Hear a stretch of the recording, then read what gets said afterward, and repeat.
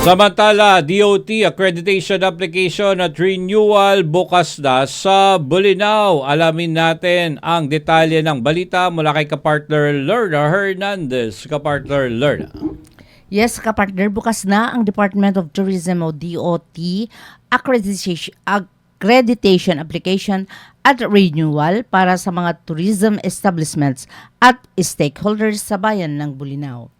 Para sa mga bagong aplikante na nais kumuha ng DOT accreditation sa unang pagkakataon, maaaring magtungo sa Bolinao Tourism Office sa Liwaliwa, Bolinao, Pangasinan upang mabigyan ng gabay at impormasyon hinggil sa mga kinakailangan dokumento at proseso ng aplikasyon.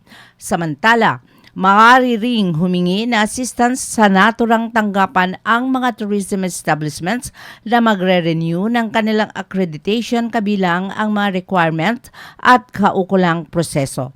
Hinikayat naman ng lahat ng tourism establishments sa Bolinao na pansamantalahin ang pagkakataong ito upang matiyak na updated at compliant ang kanilang accreditation.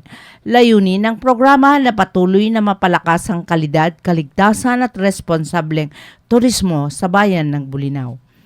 Para sa Diyos at Pilipinas kong mahal, Lerna Hernandez, kapartner mo sa balita at serbisyo.